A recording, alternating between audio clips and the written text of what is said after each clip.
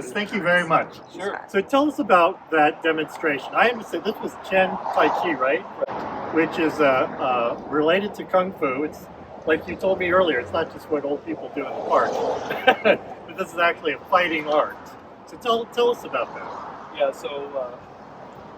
Yeah, so Chen style Tai Chi Chuan is the oldest system of Tai Chi. There's 4 main families: Chen style, Yong style, Wu style, Sun styles. And the common mistake is that Tai Chi is just what old people do in the park. But it's actually very complicated to do. And when I say to people that it's a martial art, and I used to compete with it in tournaments as a martial art, at one point I was ranked 10th in the US, they say, how do you fight with it? Do you go, tag, you're it? I'm like, no, it's much more than that. What Tai Chi does first is it teaches you how to listen to yourself, how to listen to your own body. So it's not based upon brute force, it's based upon our life force energy and proper structure. So if we learn how to listen to our own bodies, then what happens is that in competition, it teaches you how to listen to your opponent. And so a lot of times people will say, well, I thought Tai Chi was just for health. If it's a martial art, how do people obtain health? Well, they obtain health because if you're able to consciously go inside and pay attention and listen more to what's happening inside, that helps to reduce inflammation, that helps to reduce the process of disease. And while you're practicing Tai Chi, as you saw, there's a lot of different movements, it forces you to be present. So most of us could learn to be present more and not up here, but back in here. But actually, more importantly, bringing it back in here, then the world would be a much happier and safer place. A lot of concentration that guides Tai Chi and feeling it through the movements. But does each movement have a meaning?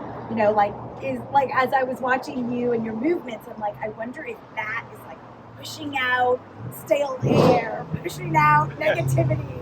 You mean like the Hawaiian hula dance? Like, this is the ocean, right? Yeah. That's the sky or something, right?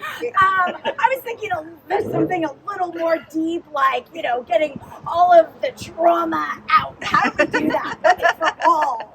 I like to simplify things. Yeah, so Maybe you have no trauma. So to answer the question, each of those postures are all fighting applications. And so when I first started studying Qigong, which Qigong is actually the foundation of Tai Chi, it's also the foundation of acupuncture and classical Chinese medicine. And there's only the one life force Qi. Now when it's in the body, we utilize it for different things, or in our environment as well too. When we're talking about herbology and pharmacology, the same thing. So each of those postures are fighting applications. If you're looking for something that helps to reduce emotional trauma and stress, then I recommend people practicing Qigong. When people call our studio and they say, should I do Qigong or should I do Tai Chi? I say, well, do you want something more physical that's still really beneficial for your health? Especially Tai Chi has been proven to increase brain matter in the brain. It's been proven to help with cardiovascular conditions, heart disease and such. But Qigong is more simplified. Now there are different styles of Qigong. There's some styles of Qigong that they teach for internal martial arts. The style of Qigong that we teach is for mental health.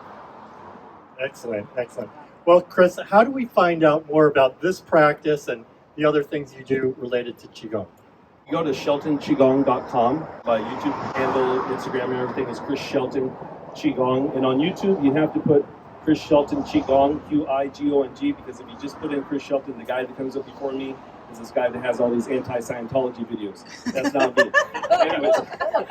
Anyways, we have all these videos up there on YouTube for free, Qigong practices, and we also have videos for different diseases. What is the etiology behind the disease and how to fix it yourself. So my wife and I's big mission is, how can we help to self-empower you to be the best version of yourself? All right.